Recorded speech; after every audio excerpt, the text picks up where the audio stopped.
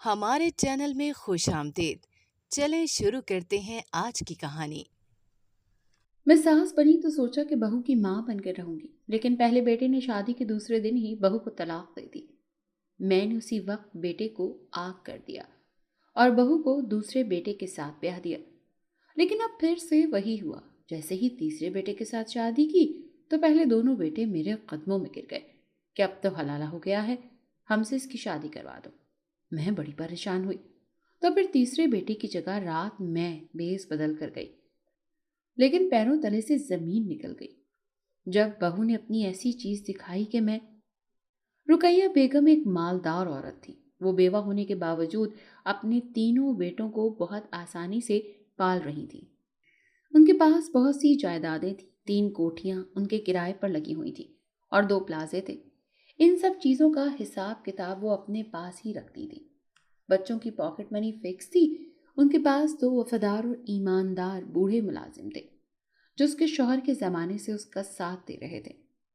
بیٹے ماں کے فل کنٹرول میں تھے، ان کا ان پر بہت روب تھا۔ جب رقیہ بیگم کی شادی ہوئی تو وہ ایک متوسط گھرانے سے تعلق رکھتی تھی۔ ان کے شوہر کو وہ محلے میں کہیں آتے جاتے پسند آ گئی اور اس طرح شادی ہو گئی۔ رقیہ بیگم نے کافی کٹھن وقت گزارا تھا۔ اپنے بچپن سے لے کر جوانی تک وہ جس غربت میں پلی تھی، اب وہ پیسے کی قدر و قیمت جانتی تھی۔ بچے ابھی ٹین ایج کے ہی تھے کہ اس کے شوہر کی وفات ہو گئی۔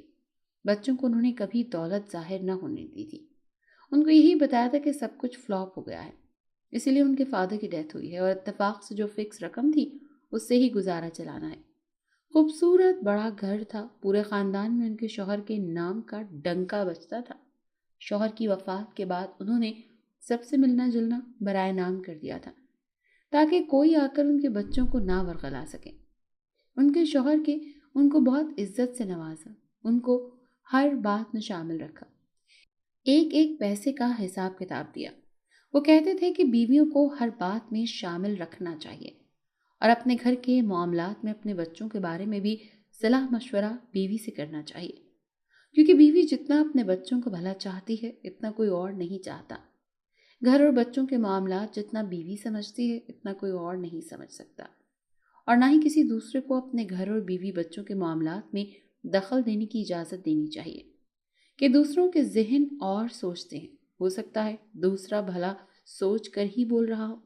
جب بچوں کو کچھ چاہیے ہوتا تو اگر وہ باپ سے مانگتے تو ان کے بابا سیدھا ماں کے پاس لے جاتے۔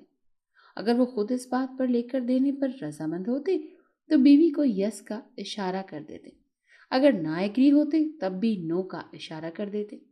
بیوی ان کے مطابق فیصلہ کرتی، اگر آپ کی ماما مانیں گی تو میں کر سکتا ہوں ورنہ نہیں۔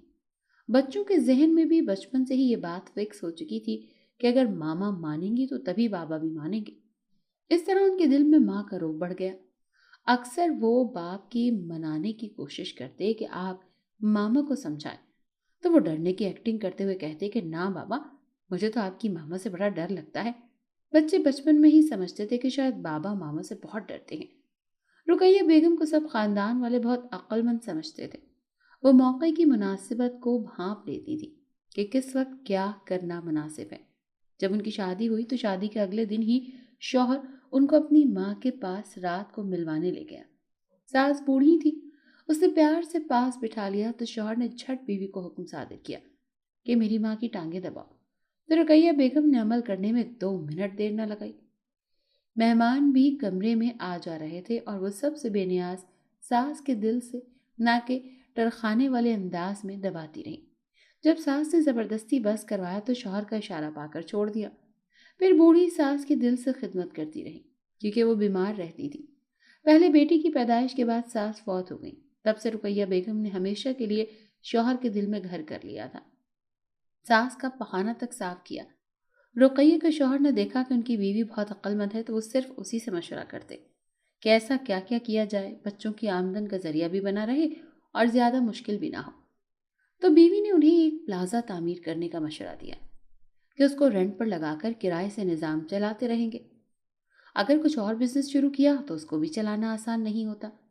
جائیداد ایسی چیز ہے جو نسلوں تک فائدہ دیتی ہے۔ اتفاق سے وہ پلازا بنا اور کامیاب رہا اور ساری دکانیں کرائے پر لگ گئیں۔ اس سے گھر کے اخراجات چلنے لگے۔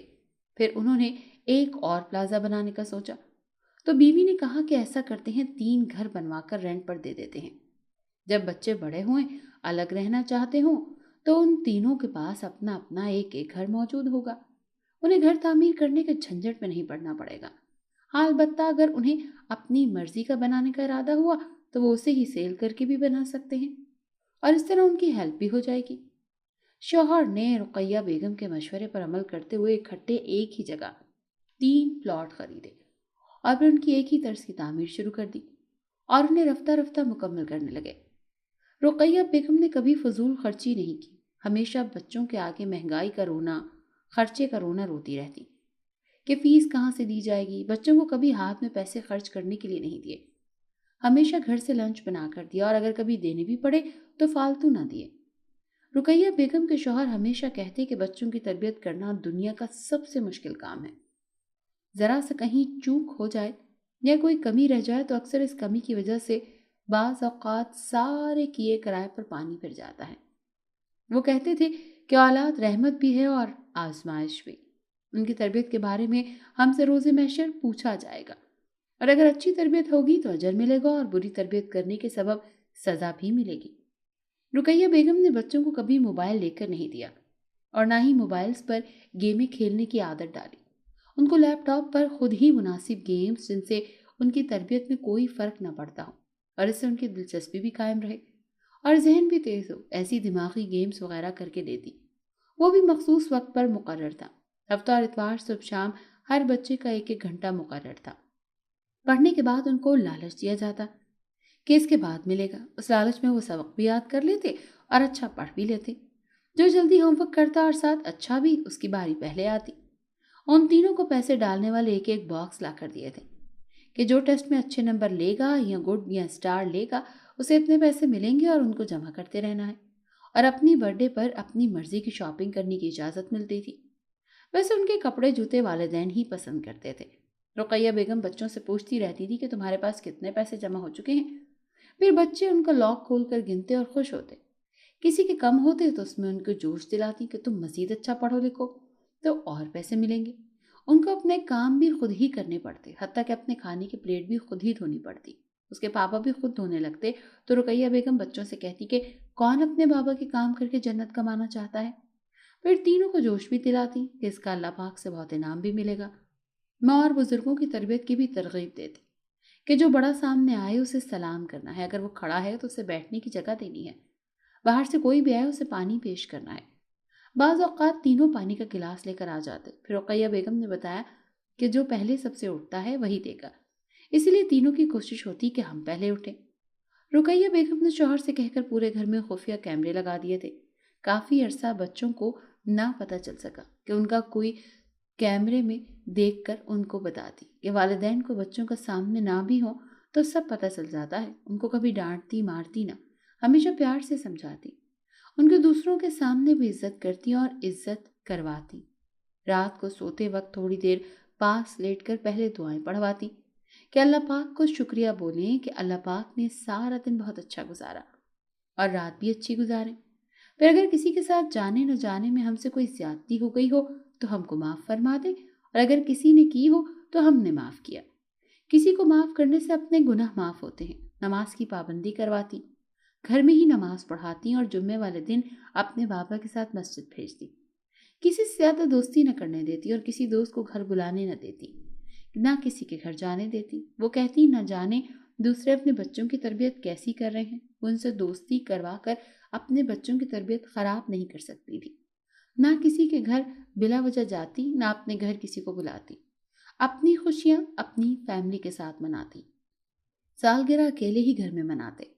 اگر بچے کسی چیز کی ضد کرتے تو ان کو پیار سے سمجھایا جاتا کہ صبر کرو، یہ چیزیں تمہیں سالگرہ میں تحفے میں ملیں گی۔ ایک تو بچے کی پسند سے اس کا تحفہ بھی ہو جاتا اور بچوں کو بھی ترغیب دی جاتی کہ اپنی جمع شدہ پاکٹ منی سے کوئی چھوٹا سا تحفہ اپنے بھائی کو دو تاکہ ان کے درمیان بھائی چارہ بنا رہے۔ کوئی بچہ بیمار ہوتا تو دوسرا اس کے حصے کا کام کرے۔ رقیہ بیگم کو کبھی اگر مائکے تک بھی کسی وجہ سے ضروری جانا پڑتا تو وہ بچوں کو ساتھ لے کر نہ جاتی، کبھی لے کر جاتی بھی تو باری باری ایک بچے کو، اس کو بھی اپنے پاس ہی سارا وقت بٹھائے رکھتی नजरों से ओझल न होने देती। अपने शौहर की फौतगी के बाद इद्दत के दौरान ही पर्दे में अपने शौहर के जमाने के एतबारी 2 मुलाजिम, जिनका काम था सबसे किराया वसूल करना और उनके मसाइल को भी हल करना। कोई छोड़ जाए या नया आए, सब कानूनी दायरे के अंदर किया जाता। उनको तनख्वाहें दी जाती और वक्त के साथ साथ उनकी तनख्वाह भी बढ़ाते और 6 माह बाद एक तनख्वाह फालतू देते। ईद पर ईदी अलग से होती। इसके अलावा भी उनकी मदद इमदाद करते रहते। शौहर की अचानक वफात के बाद रुकैया बेगम के साथ वो दोनों भाई भी इसी तरह रुकैया बेगम का साथ देते रहे और ईमानदारी पर चलते रहे। कभी कोई घपला करने की कोशिश नहीं की। वो दोनों भाई थे, वो रुकैया बेगम की इस नेकियों को नहीं भूले थे। ये जब वो कंवारी थी और टीचिंग करती थी, उन दोनों भाइयों की कोई बहन नहीं थी।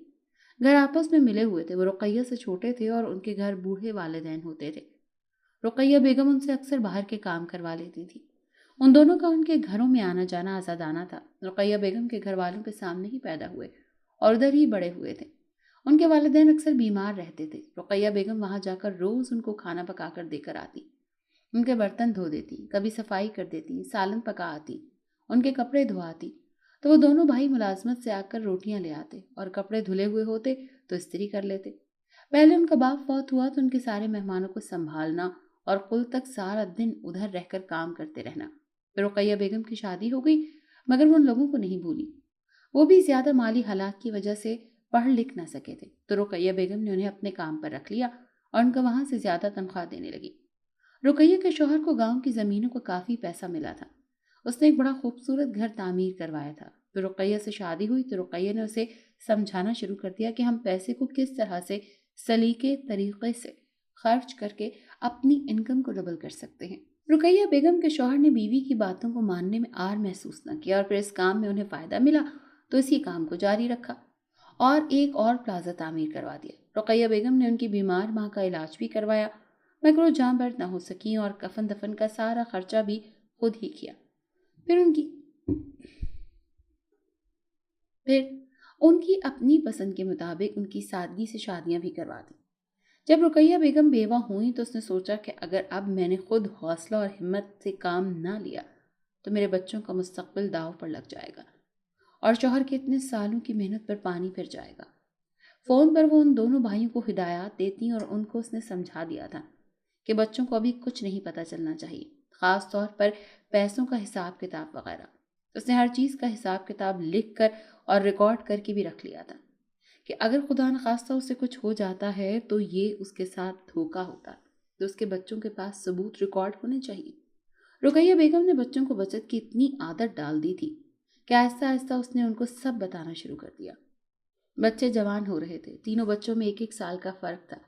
उसे बेटी का बहुत शौक था, जबकि उसके शौहर कहते थे कि अगर मेरी तीनों बेटियां भी हो जाती तो भी मुझे कोई फर्क नहीं पड़ना था, मगर जो तुम बेटी होने के लिए इतना तड़पती हो, तो अगर तुम्हारी बेटी पैदा नहीं हुई तो जरूर कुदरत की इसमें कोई हिकमत छुपी हुई होगी और तुम्हें एक नहीं 3-3 बेटियां मिल जाएंगी बहुओं की सूरत में, अगर तुमने उन्हें बहुएं नहीं बेटियां समझा तो। जब से रुकैया बेगम के बच्चे पढ़ लिख कर जॉब करने लगे थे, तब से उसे बच्चों की शादी का शौक होने लगा था। बच्चे सब आला तालीम हासिल करने के बाद अच्छी जॉब पर लग गए थे और बाकी किराए वगैरह का कंट्रोल सब रुकैया बेगम के पास ही था। सब बच्चे माँ के फर्मा बरदार थे। उनकी शादियों का फैसला भी माँ ने अपने पास ही रखा हुआ था। रुकैया बेगम कभी कभार अकेली भी ऑटो लेकर शॉपिंग पर निकल जाती। बच्चे चूंकि सारे ऑफिस के हो गए थे और दिन को वो घर में अकेली होती थी।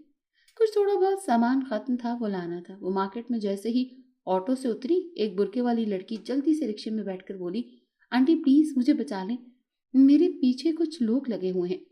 रुकैया बेगम जल्दी से उसके साथ रिक्शे में बैठ गई और तेजी से बोली कि भाई जल्दी वापस चलो। उसे तसल्ली देने लगी क्योंकि वो बहुत घबराई हुई थी।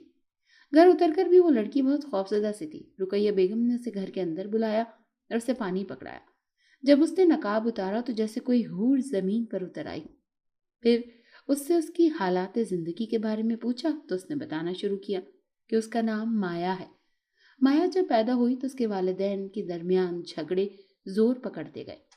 उसके वालिद किसी और लड़की को ब्याह कर ले आए और जब माया की माँ ने उन्हें कहना शुरू किया कि या इसे रखो या मुझे, तो माया के बाप ने फौरन माया की माँ को तलाक देकर माया समेत घर से निकाल दिया। माया की माँ माया को लेकर अपने मायके आ गई। उस वक्त माया के नाना नानी जिंदा थे। पहले तो उन्होंने माया की माँ की दूसरी शादी करना चाही, तो माया की माँ ने कहा कि मुझे तो शौहर मिल जाएगा, मगर मेरी बेटी को सगे बाप ने घर से निकाल दिया तो सौतेला क्या कबूल करेगा, इसीलिए मैं अपनी बेटी को बेयार मददगार नहीं छोड़ सकती। एक ही माँ का मामू था, वो भी शादीशुदा, उसका एक बेटा और एक बेटी थी। जब तक नाना नानी जिंदा थे तब तक तो मामू कुछ ना बोल सकते थे। उसका माँ ने घर में ही खुद ही 2 घंटे टाइम रख कर 10 जमातें पढ़ा दी। मगर जब पहले उसकी माँ अचानक ब्लड प्रेशर हाई हो जाने की वजह से फौत हो गई। माँ के गुजर जाने के बाद यके बाद दीगरे नाना नानी भी चल बसे। मामू बज़ाहिर उसे इतना कुछ ना कहते मगर फालतू बात भी ना करते थे।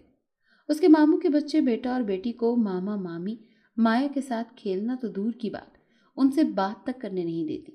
नाना नानी कुछ अरसे तो एहतजाज करते रहे, मगर माँ ने वालिदैन को समझाकर कि हम दोनों की किस्मत में यही लिखा है तो हम किधर जाएंगे, बाहर तो भेड़िए रहते हैं जो मेरी इतनी खूबसूरत बेटी को नोच डालेंगे।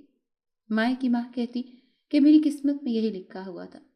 माया की नानी बेटी को समझाते हुए कहती, बेटी तेरे आगे पहाड़ जितनी जिंदगी पड़ी हुई है, अगर बेटी के पीछे अपनी जिंदगी बर्बाद ना कर, और बच्चे हो जाएंगे, और जरूरी नहीं है कि एक शौहर बुरा निकला तो दूसरा भी बुरा ही निकलेगा।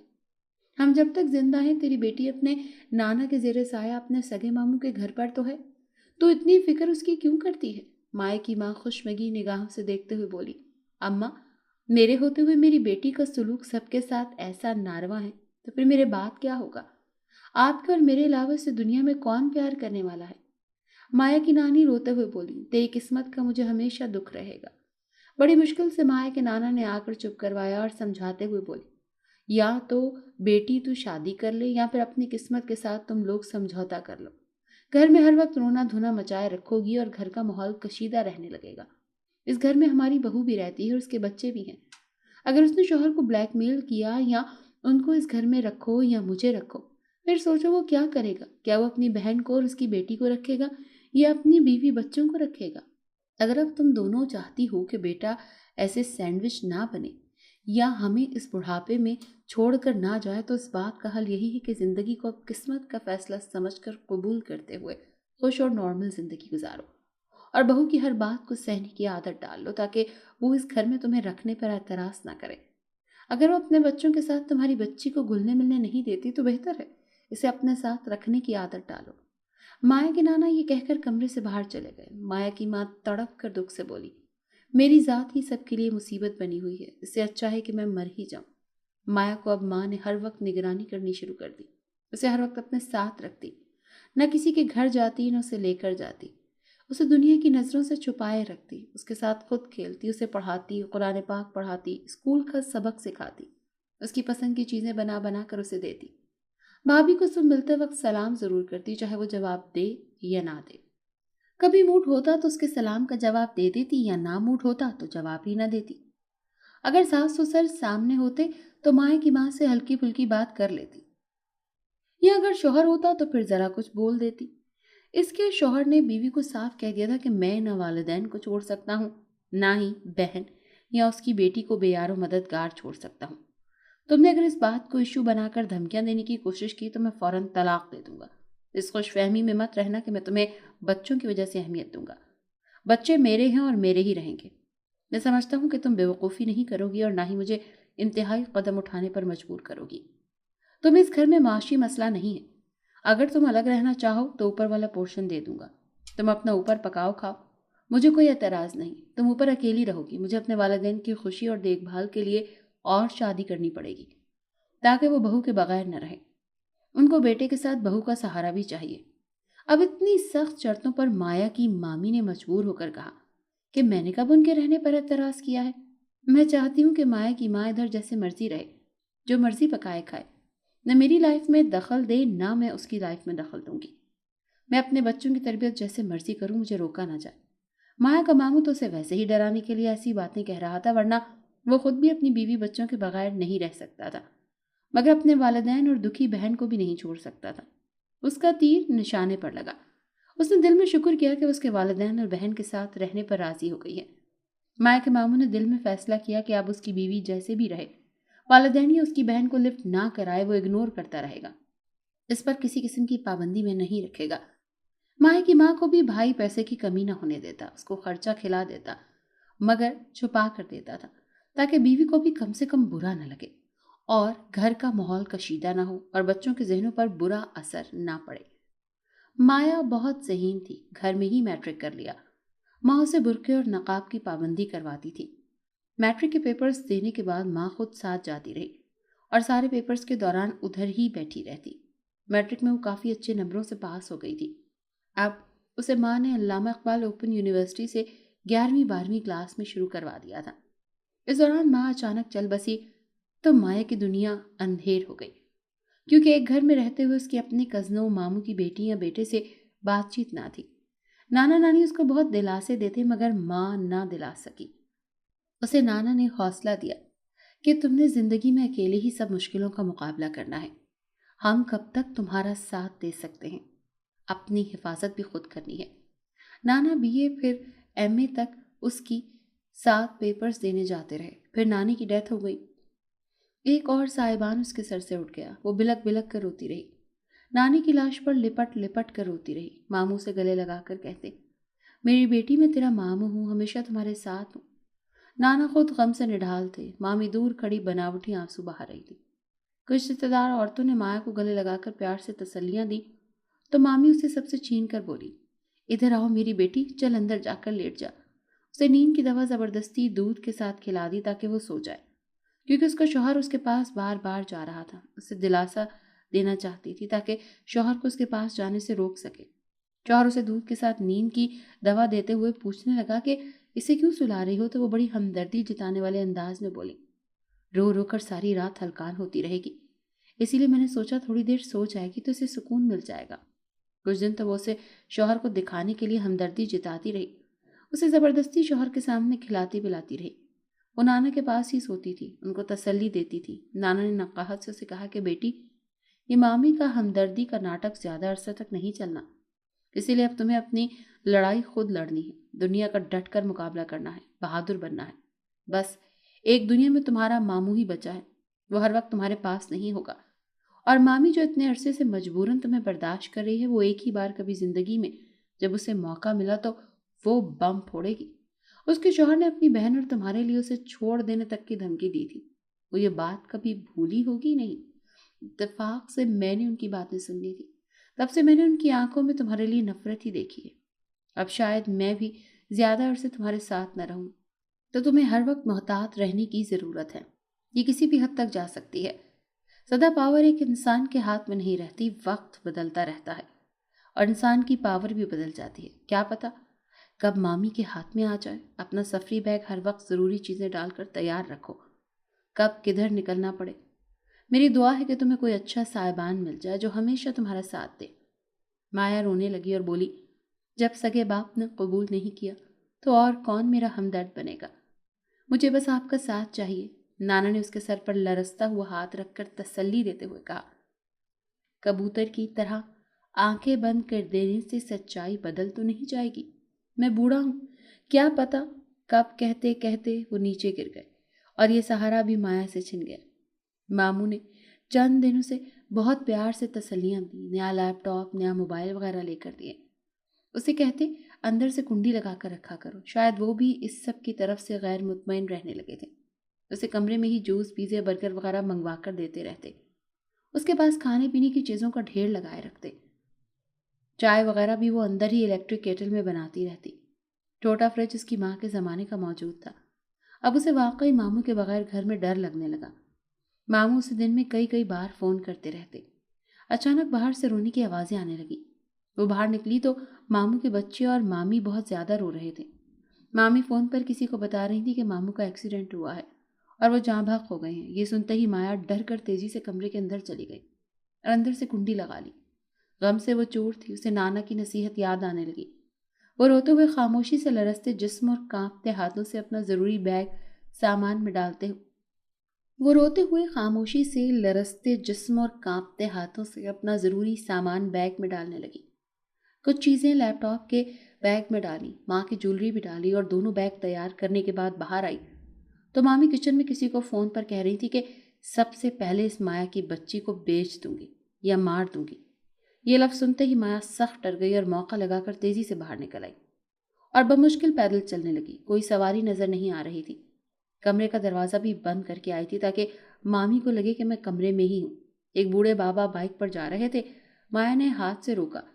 وہ کافی کھڑوس قسم کے تھے۔ اسے بولے، کیا ہے لڑکی؟ مایا نے ہکلا کر کہا کہ مجھے کسی رکشہ سٹینڈ پر اتار دیں۔ وہ مامی کے گھر سے دور نکل جانا چاہتی تھی۔ اس نے غصے سے کہا، بیٹھو، اور وہ بمشکل بیگ اور سامان سمیت بیٹھی۔ کافی دور تک رکشہ نظر نہ آیا۔ ایک مارکیٹ آ گئی اور کچھ رکشے بھی نظر آ گئے۔ بابے نے اسے غصے سے کہا، اتر لڑکی، پہلے ہی میں لیٹ ہو رہا ہوں، اوپر سے تم نے وقت برباد کروا دیا۔ وہ شکریہ بولی تو بابے نے جواب نہ دیا اور تیزی سے چلے گئے۔ مایا نے دیکھا چند لڑکے کھڑے اسے عجیب نظروں سے دیکھنے لگے تھے۔ اتنے میں اسے ایک گریسفل سی عورت رکشے سے اترتی نظر آئی تو اسے جیسے ایک سہارا نظر آیا اور وہ بھاگ کر اس کے پاس چلی گئی۔ مایا کو رقیہ بیگم نے اس کی دکھ بھری سٹوری سننے کے بعد اپنی بہو بنانے کا فیصلہ کر لیا۔ رقیہ بیگم اس کا بڑا خیال رکھتی تھی۔ انہوں نے اسے زبردستی سادگی سے اپنے بیٹے کے ساتھ نکاح پر مجبور کر کے نکاح کروا دیا، مگر صبح ان کی توقع کے خلاف ان کے بیٹے نے اسے دوسرے دن ہی طلاق دے دی اور وجہ نہ بتائی۔ رقیہ بیگم کو شدید غصہ آیا اور بیٹے کو جائیداد سے آگ کر دیا اور اسے بول چال بند کر کے فیصلہ سنا دیا کہ عدت ختم ہوتے ہی دوسرے بیٹے سے اس کی شادی کر دیں گے۔ پہلے بڑے بھائی کا حال دیکھ کر چھوٹے نے ماں کی بات مان کر نکاح کر لیا، مگر اس نے بھی بھائی کی طرح اسے اگلے ہی دن طلاق دے دی۔ انہوں نے اس سے بھی بول چال بند کر دی اور جائیداد سے آگ کر دیا، اور تیسرے سے بولی، اب اس کا نکاح تم سے ہوگا۔ وہ چپ کر گیا۔ رقیہ بیگم مایا سے بھی شرمندہ تھی تو فالتو بات نہ کرتی۔ وہ ویسے بھی اپنے کمرے میں سارا دن رہتی اور عبادت میں وقت گزارتی۔ رقیہ بیگم اسے عبادت کرتے دیکھ بہت خوش ہوتی تھی۔ اس کو کھانا کمرے میں ہی پہنچاتی تھی۔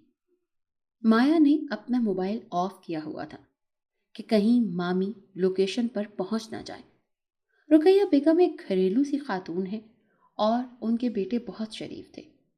وہ مامی کا مقابلہ نہیں کر سکتے تھے۔ عدت ختم ہوئی تو رقیہ بیگم نے تیسرے بیٹے کا نکاح اس سے پڑھوا دیا۔ بیٹوں کے نکاح کروانے میں ان کے دونوں ملازموں نے ساتھ دیا۔ وہ حیران بھی ہوتے تھے مگر پوچھ نہیں سکتے تھے۔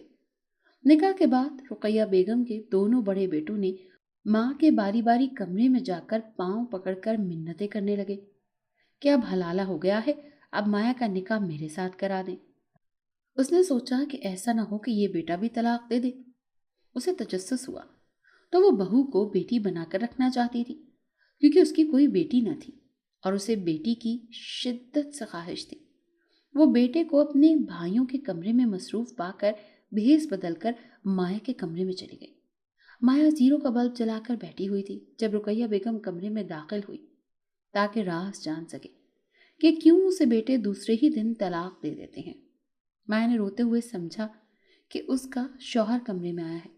جلدی سے دراز سے اپنا شناختی کارڈ دکھا کر بولی کہ میں لڑکی نہیں، خواجہ سرا ہوں۔ یہ سنتے ہی رقیہ بیگم نے لائٹ آن کی تو شناختی کارڈ دیکھتے ہی ان پر آسمان ٹوٹ پڑا۔ اتنے میں تینوں بچے ماں کے کمرے میں آئے اور بولے، ماما، ہم اپنے تیسرے بھائی کو حقیقت بتا رہے تھے اور آپ کی منتیں کر رہے تھے کہ دوبارہ شادی کر لیں تاکہ آپ کو اس کی سچائی جان کر دکھ نہ ہو۔ مایا رونے لگی تو تینوں نے کہا، مایا، تم اس گھر میں ہمارے ساتھ ہمیشہ رہو گی۔ رقیہ بیگم نے روتے ہوئے اسے گلے سے لگا لیا اور کہا کہ تم ہمیشہ میری بیٹی بن کر رہو گی۔ وہ بھی روتے روتے خوش ہو گئی تو تیسرے لڑکے نے بھی طلاق دے دی۔ تینوں کو ماں نے بتایا کہ میں نے تم لوگوں کو جائیداد سے آگ نہیں کیا تھا بلکہ ڈرایا تھا۔ مایا وہاں گھل مل کر رہنے لگی تھی۔ رقیہ بیگم کے کمرے میں سوتی تھی۔ وہ اسے بیٹی کی طرح چاہتی تھی۔ رقیہ بیگم نے اسے حوصلہ دیا اور کہا کہ تم اپنی سچائی لوگوں سے مت چھپاؤ بلکہ دنیا کا ڈٹ کر مقابلہ کرو، پی ایچ ڈی کر کے جاب کرو، اپنے پاؤں پر خود کھڑی ہو۔ تینوں لڑکوں کی رقیہ بیگم نے شادیاں کر دیں۔ ان کی بیویاں بہت اچھی تھیں، اس کا بڑا خیال رکھتی تھی۔ مایا حیران ہوتی کہ اچھے لوگ بھی دنیا میں موجود ہیں۔ مایا ان کے بچوں سے بہت پیار کرتی تھی، وہ بھی اس کے آنے کا انتظار کرتے تھے۔ مایا نے پی ایچ ڈی کر لیا اور اچھی پوسٹ پر لگ گئی۔ اسی آفس کا چپڑاسی مایا کا باپ نکلا۔ اس نے اتفاق سے اس کے نام سے اسے پہچان لیا اور اسے اتنا پڑھا لکھا دیکھ کر اس کو شوق لگا۔ اس کا بزنس فلاپ ہوا، بیوی چھوڑ کر چلی گئی اور بچہ بھی نہ ہوا۔ اب مایا کے باپ نے مایا سے معافی مانگی، بہت رویا اور پچھتاتا رہا۔ مایا نے رقیہ بیگم کے سمجھانے پر اسے معاف کر دیا۔ باپ اب سب کو بتاتا ہے کہ یہ میری بیٹی ہے इसे अपने घर मिन्नतें करके बुलाता है। आखिर रुकैया बेगम ने उसे समझा कर भेज दिया कि है तो बाप ही, हमारे घर के दरवाजे तुम पर हमेशा के लिए खुले रहेंगे। उसके जाने से बच्चे बहुत उदास हुए। उसे अपने बाप को बहुत खिदमत की। वो सोचता कि खुसरा पैदा करने पर उसने बीवी को तलाक दी कि ये खुसरा है, मेरा उसने क्या सहारा बनना है। दूसरी शादी से सही बच्चे पैदा होंगे तो वो मेरा सहारा बनेंगे। उसके पास माया रहने लगी, मगर 1 माह बाद ही माया को उल्टी हुई और वो इस दुनिया को छोड़ गई। उसके बाप ने रुकैया बेगम को फ़ोन कर दिया। सबने रो धोकर उसे रुखसत कर दिया। उसका बाप गांव अपनी बहन के पास चला गया। रुकैया बेगम उसे बेटी की तरह याद करके रोती हैं और उसकी मग़फ़िरत के लिए ख़त्म दिलाती हैं। बच्चे भी उसे याद करते रहते हैं। रुकैया बेगम ऊपर वाले से शिकवा करती हैं कि बेटी देकर ले ली, इससे अच्छा होता वो मिलती ही ना। मामी को बीमारी लगी तो वो बिस्तर पर लग गई और उसे माया याद आती तो दुख होता कि वो तो मजलूम थी। उसे तो तवज्जो और प्यार चाहिए था, मगर उसने क्या दिया? नफरत। पछताते हुए वो इस दुनिया को छोड़ गई।